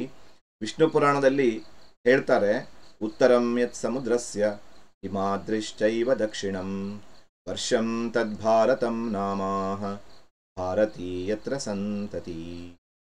ವಿಷ್ಣು ಪುರಾಣದಲ್ಲಿ ಭಾರತದ ಮೇರೆಯನ್ನು ಅತ್ಯಂತ ಪ್ರಾಚೀನ ಕಾಲದಲ್ಲಿ ಉಲ್ಲೇಖಿಸಲಾಗಿದೆ ಅಂತ ನೋಡ್ತೀವಿ. ಅದರಲ್ಲಿ ಹೇಳ್ತಾರೆ, ಸಮುದ್ರದಿಂದ ಉತ್ತರಕ್ಕೆ, ಹಿಮಾದ್ರಿಯಿಂದ ದಕ್ಷಿಣಕ್ಕೆ ಇರುವಂತಹ ಭೂಭಾಗವೇ ಭಾರತ ಅಂತ. ಇದೇನು ಸರ್ ಇದು? ನೀವು ಆಗಲೇ ಹೇಳಿದ್ರಿ ಭಾರತದಲ್ಲಿ ಭೌಗೋಳಿಕವಾದಂತಹ ವೈವಿಧ್ಯತೆ ಇದೆ, ಇಲ್ಲಿ ಗಿರಿಧಾಮಗಳಿದ್ದಾವೆ, ಪ್ರಸ್ಥಭೂಮಿ ಇದೆ, ಬಯಲಿದೆ, ಬೆಟ್ಟ ಇದೆ. ಈಗ ನೋಡಿದರೆ ನೀವು ಭಾರತದಲ್ಲಿ ಭೌಗೋಳಿಕ ಏಕತೆ ಇದೆ ಅಂತೀರಾ ಅಂತ. ಇಲ್ಲಿ ವಿಶೇಷತೆ ಏನು ಅಂತಂದರೆ, ಭಾರತದ ಉತ್ತರ ಭಾಗದಲ್ಲಿ ಅಖಂಡವಾಗಿ ಹಬ್ಬಿರುವಂತಹ ಹಿಮಾಲಯ ಪರ್ವತ ಶ್ರೇಣಿ ಇದೆ. ವಿಷ್ಣು ಪುರಾಣದಲ್ಲಿ ಹೇಳ್ತಾರಲ್ಲ, ಹಿಮಾದ್ರಿಶ್ಚೈವ ದಕ್ಷಿಣಂ, ಇಲ್ಲಿ ಹಿಮಾಲಯ ಪರ್ವತ ಇದೆ. ಒಂದು ಕಡೆ ಹಿಮಾಲಯ ಪರ್ವತ, ಇನ್ನೊಂದು ಕಡೆ ಭಾರತದ ದಕ್ಷಿಣ ಭಾಗದಲ್ಲಿ ಹಿಂದೂ ಮಹಾಸಾಗರ ಇದೆ. ಉತ್ತರದಲ್ಲಿ ಹಿಮಾದ್ರಿಯಿಂದ ದಕ್ಷಿಣದಲ್ಲಿ ಹಿಂದೂ ಮಹಾಸಾಗರದವರೆಗೆ ಅಖಂಡವಾಗಿ ಹಬ್ಬಿರುವಂತಹ ದೇಶವೇ ಭಾರತ. ಭಾರತಕ್ಕೊಂದು ಭೌಗೋಳಿಕವಾದ ಗಡಿ. ಉತ್ತರದಲ್ಲಿ ಎಲ್ಲಿಯವರೆಗೆ? ಹಿಮಾಲಯದವರೆಗೆ. ದಕ್ಷಿಣದಲ್ಲಿ ಎಲ್ಲಿಯವರೆಗೆ ಭಾರತ? ಹಿಂದೂ ಮಹಾಸಾಗರದವರೆಗೆ. ಹೀಗೆ ಭೌಗೋಳಿಕ ಏಕತೆಯನ್ನು ಕೂಡ ನಮ್ಮ ದೇಶ ಹೊಂದಿದೆ ಅಂತ ನೋಡ್ತೀವಿ. ಮೊದಲನೇ ಭಾಗದಲ್ಲಿ ಭೌಗೋಳಿಕ ಏಕತೆಯ ಜೊತೆಗೆ ಭಾರತದಲ್ಲಿ ಏಕ ರೀತಿಯ ಶಿಕ್ಷಣ ಇದೆ. ಏಕ ರೀತಿಯ ಶಿಕ್ಷಣವನ್ನು ನೋಡ್ತೀವಿ, ಏಕ ರೀತಿಯ ಆಡಳಿತವನ್ನು ನೋಡ್ತೀವಿ. ಏಕ ರೀತಿಯ ಆಡಳಿತ, ಏಕ ರೀತಿಯ ಶಿಕ್ಷಣ ಹಾಗೂ ಏಕ ರೀತಿಯ ಸಾಹಿತ್ಯಗಳು ನಮ್ಮ ದೇಶಕ್ಕೆ ಏಕತೆಯನ್ನು ತಂದುಕೊಟ್ಟಿವೆ. ಇದು ಬಹಳ ಪ್ರಮುಖವಾಗಿದ್ದು. ಏಕ ರೀತಿಯ ಆಡಳಿತವನ್ನು ನಮ್ಮ ದೇಶಕ್ಕೆ ಗಮನಿಸಿದರೆ, ಆರಂಭದಲ್ಲಿ ಮೌರ್ಯರು ನಮ್ಮ ದೇಶಕ್ಕೆ ಏಕ ರೀತಿಯ ಆಡಳಿತವನ್ನು ಕೊಡ್ತಾರೆ, ಗುಪ್ತರು ನಮ್ಮ ದೇಶಕ್ಕೆ ಏಕ ರೀತಿಯ ಆಡಳಿತವನ್ನು ಕೊಡ್ತಾರೆ. ಶಿಕ್ಷಣಕ್ಕೆ ಸಂಬಂಧಪಟ್ಟಂತೆ ಭಾರತದಲ್ಲಿ ಬಹುತೇಕ ವಿಶ್ವವಿದ್ಯಾಲಯಗಳಲ್ಲಿ ಏಕ ರೀತಿಯ ಶಿಕ್ಷಣ ಇದ್ದದ್ದನ್ನು ನೋಡ್ತೀವಿ. ಆರಂಭದಲ್ಲಿ ಸಂಸ್ಕೃತ ಆ ಮಾಧ್ಯಮವಾಗಿ ಕೆಲಸ ಮಾಡುತ್ತೆ, ಆಮೇಲೆ ಪರ್ಷಿಯನ್, ಆಮೇಲೆ ಇಂಗ್ಲಿಷ್ ಮಾಧ್ಯಮ ಆ ಕೆಲಸ ಮಾಡುತ್ತೆ. ಸಾಹಿತ್ಯದಲ್ಲಿ ಮಹಾಕಾವ್ಯಗಳು ನಮ್ಮನ್ನು ಒಟ್ಟುಗೂಡಿಸುತ್ತೆ. ರಾಮಾಯಣ, ಮಹಾಭಾರತದಂತಹ ಮಹಾಕಾವ್ಯಗಳು ಭಾರತೀಯರನ್ನು ಒಟ್ಟುಗೂಡಿಸುವ ಕೆಲಸ ಮಾಡುತ್ತೆ. ಹೀಗೆ ಏಕ ರೀತಿಯ ಆಡಳಿತ, ಏಕ ರೀತಿಯ ಶಿಕ್ಷಣ, ಏಕ ರೀತಿಯ ಸಾಹಿತ್ಯಗಳು ನಮ್ಮನ್ನು ಒಂದುಗೂಡಿಸಿದರೆ, ಇವುಗಳ ಜೊತೆಯಲ್ಲಿ ಇತ್ತೀಚಿನ ಸಭೆ ಸಮಾರಂಭಗಳು, ಇತ್ತೀಚೆಗೆ ಏನು ಸಭೆ ಸಮಾರಂಭಗಳು ನಡೆಯುತ್ತೆ, ಆ ಇತ್ತೀಚಿನ ಸಭೆ ಮತ್ತು ಸಮಾರಂಭಗಳು ನಮ್ಮನ್ನು ಒಟ್ಟುಗೂಡಿಸಿದೆ ಅಂತ ನೋಡ್ತೀವಿ. ಯಾವುದೋ ಒಂದು ಮದುವೆ ಇದೆ, ಆ ಮದುವೆಯಲ್ಲಿ ಎಲ್ಲ ಧರ್ಮೀಯರು, ಎಲ್ಲ ಜನಾಂಗದವರು ಒಟ್ಟಿಗೆ ಸೇರಿ ಸಂಭ್ರಮಿಸ್ತಾರೆ. ಮದುವೆ ಒಟ್ಟುಗೂಡಿಸಿದೆ. ಏನೋ ಒಂದು ಮನೆಯ ಪ್ರವೇಶ ಇದೆ, ಗೃಹ ಪ್ರವೇಶ ಇದೆ. ಸೊ ಆ ಗೃಹ ಪ್ರವೇಶಕ್ಕೆ ಎಲ್ಲ ಬಂಧು ಬಾಂಧವರು ಸೇರ್ತಾರೆ, ಒಟ್ಟಿಗೆ ಊಟ ಮಾಡ್ತಾರೆ, ಅಲ್ಲಿ ಒಟ್ಟುಗೂಡ್ತಿದ್ದೀವಿ. ಯಾವುದೇ ಸಭೆಗಳಿರಬಹುದು, ಯಾವುದೋ ಒಂದು ಸಭೆ, ವೈಚಾರಿಕ ಸಭೆನೇ ಇರಬಹುದು, ಆ ಸಭೆಯಲ್ಲಿ ಎಲ್ಲ ಸೇರ್ತಾರೆ, ಚಿಂತನೆ ಮಾಡ್ತಾರೆ, ಅಭಿಪ್ರಾಯಗಳನ್ನು ವ್ಯಕ್ತಪಡಿಸ್ತಾರೆ. ಆ ವೈಚಾರಿಕ ಸಭೆಗಳು ನಮ್ಮನ್ನು ಒಟ್ಟುಗೂಡಿಸಿದೆ ಅಂತ ನೋಡ್ತೀವಿ. ಸಹಭೋಜನ ವ್ಯವಸ್ಥೆ, ಆ ಸಹಭೋಜನ ವ್ಯವಸ್ಥೆಯಲ್ಲಿ ಎಲ್ಲ ಒಟ್ಟಿಗೆ ಕೂತು ಬಹಳ ಖುಷಿಯಾಗಿ ಏನು ಮಾಡ್ತಾರೆ ಹೇಳಿ, ಭೋಜನವನ್ನು ಸವಿತಾರೆ. ಈ ಸಹಭೋಜನ ವ್ಯವಸ್ಥೆ ಕೂಡ ಏನಿದೆ, ನಮ್ಮನ್ನು ಒಟ್ಟುಗೂಡಿಸುವ ಒಂದು ಸಮಾರಂಭ ಆಗಿದೆ ಅಂತ ನೋಡ್ತೀವಿ. ಕೊನೆಯಲ್ಲಿ ಇತ್ತೀಚಿನ ಬದಲಾವಣೆಗಳನ್ನು ನೋಡ್ತೀವಿ. ಇತ್ತೀಚಿನ ಬದಲಾವಣೆಗಳು ನಮ್ಮ ವಿವಿಧತೆಯನ್ನು ಹೋಗಲಾಡಿಸಿದೆ ಅಂತ ನೋಡ್ತೀವಿ. ಇತ್ತೀಚಿನ ಬದಲಾವಣೆಯಲ್ಲಿ ಬಹಳ ಗಮನಿಸಬೇಕಾದಂತಹ ಅಂಶ ಅಂತಂದರೆ ನಮ್ಮ ಸಂವಿಧಾನ ಜಗತ್ತಿನ ಎಲ್ಲರನ್ನ ಸಮಾನವಾಗಿ ನೋಡುತ್ತೆ. ಕಾನೂನಿನ ಎದುರು ಎಲ್ಲರೂ ಸಮಾನರು ಎಂಬುದನ್ನು ಅದು ಎತ್ತಿ ಹಿಡಿಯುತ್ತೆ. ಜೊತೆಯಲ್ಲಿ ಇವತ್ತು ಇಡೀ ವಿಶ್ವವೇ ಒಂದು ಕುಟುಂಬ ಅನ್ನೋದು ಜಾಗತೀಕರಣ ಹಾಗೂ ಜಾಗತೀಕರಣ ಮತ್ತು ಉದಾರೀಕರಣಗಳಿಂದ ಇಡೀ ಜಗತ್ತೇ ಒಂದು ಮನೆಯಾಗಿ ಬದಲಾಗಿದೆ. ಇವುಗಳು ಕೂಡ ವಿವಿಧತೆಯ ನಡುವೆ ಏಕತೆಯನ್ನು ತರಲು ಸಾಧ್ಯವಾಗಿದೆ. ಹೀಗೆ ಭಾರತದ ಇತಿಹಾಸದ ವಿಶಿಷ್ಟ ಲಕ್ಷಣಗಳನ್ನು ನಾವು ವಿವರಿಸಬೇಕಾಗತ್ತೆ. ಎಲ್ಲವನ್ನು ನಾವು ಈ ವರ್ಷದ ಇತಿಹಾಸದ ಅಧ್ಯಯನದ ಜೊತೆಯಲ್ಲಿ ನೋಡ್ತಾ ಹೋಗ್ತೀವಿ. ಹಾಗೆ ಇದನ್ನು ಬಹಳ ಅಭಿಮಾನದಿಂದ, ಹೆಮ್ಮೆಯಿಂದ ಕೇವಲ ಹೇಳುವುದಲ್ಲ, ಕಲಿಯುವುದಲ್ಲ, ಅದನ್ನು ನೆನಪಿಟ್ಕೋಬೇಕು. ನಮ್ಮ ಹೆಮ್ಮೆಯನ್ನು ನಾವು ನೆನಪಿಟ್ಕೊಂಡು ಅದನ್ನು ಮುಂದುವರಿಸುವಂತಹ, ಮುಂದಿನ ಪೀಳಿಗೆಗೆ ಅದನ್ನು ವರ್ಗಾಯಿಸುವ ಸಂಪರ್ಕದ ಸೇತುವೆಯಾಗಿ ನಾವೆಲ್ಲ ಕೆಲಸ ಮಾಡಬೇಕಾಗಿದೆ. ಇನ್ನು ಮುಂದಿನ ಭಾಗದಲ್ಲಿ ನಾವು ಈಗಾಗಲೇ ಸಂಕ್ಷಿಪ್ತವಾಗಿ ನೋಡಿದ್ದೀವಿ, ವಿವಿಧತೆಯಲ್ಲಿ ಏಕತೆ, ಭಾರತದ ವಿಶೇಷ ಲಕ್ಷಣ. ಈ ಭಾಗವನ್ನು ನಾವು ಸ್ವಲ್ಪ ವಿವರವಾಗಿ, ವಿವಿಧತೆಯಲ್ಲಿ ಏಕತೆ, ಭಾರತದ ವಿಶೇಷ ಲಕ್ಷಣ, ಸಾಮಾನ್ಯ ಲಕ್ಷಣ ಅಲ್ಲ, ಅದು ಬಹಳ ವಿಶೇಷವಾದಂತಹ ಲಕ್ಷಣ. ಅದನ್ನು ನಾವು ಮುಂದಿನ ಒಂದು ಭಾಗದಲ್ಲಿ ಅಧ್ಯಯನ ಮಾಡಲಿಕ್ಕಿದ್ದೀವಿ. ಬಹಳ ಪ್ರಮುಖವಾದಂತಹ ಒಂದು ವಿಷಯ. ಆದರೆ ಆಲ್ರೆಡಿ ಇದರ ಒಂದು ಸಂಕ್ಷಿಪ್ತ ಪರಿಚಯ ನಿಮಗೆ ಈಗಾಗಲೇ ಆಗೋಗಿದೆ. ಅದನ್ನು ಡಿಟೇಲ್ ಆಗಿ ತಿಳ್ಕೊಳ್ಳೋದು ಮಾತ್ರ ಬಾಕಿ ಇದೆ ಅಂತ ನೋಡ್ತೀವಿ. ಹೀಗೆ ನಾವು ಇಷ್ಟು ಹೊತ್ತಿನವರೆಗೆ ಭಾರತದ ಇತಿಹಾಸದ ವಿಶೇಷ ಲಕ್ಷಣಗಳನ್ನು ಅತ್ಯಂತ ವಿವರಣಾತ್ಮಕವಾಗಿಯೇ ನೋಡಿದ್ದೀವಿ. ಆರಂಭದಲ್ಲಿ ಪೀಠಿಕೆಯಲ್ಲಿ ನಾವು ನೋಡಿದ್ವಿ, ಭಾರತ 7ನೆಯ ದೊಡ್ಡ ದೇಶ, ಜನಸಂಖ್ಯೆಯಲ್ಲಿ 1ನೇ ದೊಡ್ಡ ದೇಶ. ಹೆರೋಡೋಟಸ್ ಭಾರತವನ್ನು ಒಂದು ಜನಸಂಖ್ಯಾಭರಿತ ದೇಶ ಅಂತ ಹೇಳಿದ್ದಾರೆ ಅಂತ. ಮೊದಲನೇ ಲಕ್ಷಣಕ್ಕೆ ಬಂದರೆ ಸಂಸ್ಕೃತಿ, ನಾಗರಿಕತೆ, ಇವುಗಳಲ್ಲಿ ನಿರಂತರತೆ ಇದೆ. 4000 ವರ್ಷಗಳ ನಿರಂತರತೆ ಇದೆ. ಇಂತಹ ವಿಶೇಷತೆ ಕೇವಲ ಭಾರತಕ್ಕೆ ಮತ್ತು ಚೀನಾಕ್ಕೆ ಮಾತ್ರ ಇದೆ ಅಂತ. ಸ್ತರಬದ್ಧವಾದಂತಹ ವಿಕಾಸ, ಈ ಸ್ತರಬದ್ಧವಾದ ವಿಕಾಸದಲ್ಲಿ ಹಂತ ಹಂತವಾಗಿ ವಿಕಾಸಗೊಂಡಿದೆ. ಆರಂಭದಲ್ಲಿ ಸಿಂಧು ನಾಗರಿಕತೆ, ಆಮೇಲೆ ವೈದಿಕ ಸಂಸ್ಕೃತಿ, ಆನಂತರ ಇಸ್ಲಾಂನ ಪ್ರಭಾವ, ಆಮೇಲೆ ಕ್ರಿಶ್ಚಿಯನ್ ಪ್ರಭಾವ.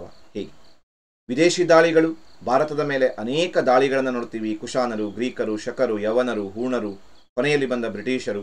ಆದರೆ ದಕ್ಷಿಣ ಭಾರತ ಇದಕ್ಕೆ ಹೊರತಾಗಿತ್ತು ಅನ್ನೋದನ್ನು ನೋಡ್ತೀವಿ. ಮುಂದುವರೆದು ಪ್ರಬಲವಾದ ಮತ್ತು ಸಹಿಷ್ಣುವಾದಂತಹ ಹಿಂದೂ ಧರ್ಮವನ್ನು ನಾವಿಲ್ಲಿ ಗಮನಿಸ್ತೀವಿ. ಈ ಹಿಂದೂ ಧರ್ಮದಲ್ಲಿರುವಂತಹ 2 ತತ್ವಗಳನ್ನು ಗಮನಿಸಬೇಕು. ಒಂದು ವಸುದೈವ ಕುಟುಂಬಕಂ ಅನ್ನುವ ತತ್ವ, ಇನ್ನೊಂದು ಸರ್ವೇ ಜನಾಃ ಸುಖಿನೋ ಭವಂತು ಎಂಬಂತಹ ತತ್ವ. ಮುಂದುವರೆದು ಜಗತ್ತಿಗೆ ಭಾರತದ ಕೊಡುಗೆಗಳು, ಅದು ಗಣಿತ ಕ್ಷೇತ್ರದಲ್ಲಿ, ವಿಶ್ವ ಪರಂಪರಾ ತಾಣಗಳ ಕ್ಷೇತ್ರದಲ್ಲಿ, ನೃತ್ಯದ ಕ್ಷೇತ್ರದಲ್ಲಿ, ಆಮೇಲೆ ಮುಂದುವರೆದು ಸಂಗೀತದ ಕ್ಷೇತ್ರದಲ್ಲಿ, ಯೋಗದ ಕ್ಷೇತ್ರದಲ್ಲಿ, ಶಿಕ್ಷಣದ ಕ್ಷೇತ್ರದಲ್ಲಿ, ಹೀಗೆ ಅನೇಕ ಕೊಡುಗೆಗಳನ್ನು ಕೊಟ್ಟಂತಹ ದೇಶ ನಮ್ಮದು. ಆಕರ್ಷಣೆಯ ಕೇಂದ್ರವಾಗಿ ಭಾರತ ಇದೆ. ಏನೆಲ್ಲ ಆಕರ್ಷಣೆಯ ಕೇಂದ್ರಗಳಿದಾವೆ ಅನ್ನೋದನ್ನು ನೋಡಿದ್ದೀವಿ. ಕೊನೆಯಲ್ಲಿ ವಿವಿಧತೆಯಲ್ಲಿ ಏಕತೆ, ಭಾರತದ ವಿಶೇಷ ಲಕ್ಷಣವಾಗಿ ನಾವು ಅಧ್ಯಯನ ಮಾಡ್ತೀವಿ. ಹೀಗೆ ಭಾರತದ ಇತಿಹಾಸದ ವಿಶೇಷ ಲಕ್ಷಣಗಳನ್ನು ನಾವು ಅಧ್ಯಯನ ಮಾಡಿದ್ದೀವಿ. ಮುಂದಿನ ಒಂದು ಭಾಗದಲ್ಲಿ ವಿವಿಧತೆಯಲ್ಲಿ ಏಕತೆ, ಭಾರತದ ವಿಶೇಷ ಲಕ್ಷಣ ಹೇಗೆ ಅನ್ನೋದನ್ನು ವಿವರಣಾತ್ಮಕವಾಗಿ ನೋಡೋಣ. ಅಲ್ಲಿಯವರೆಗೂ ಇದೆಲ್ಲವನ್ನು ತುಂಬ ಚೆನ್ನಾಗಿ ಅಧ್ಯಯನ ಮಾಡಿ. ಧನ್ಯವಾದಗಳು.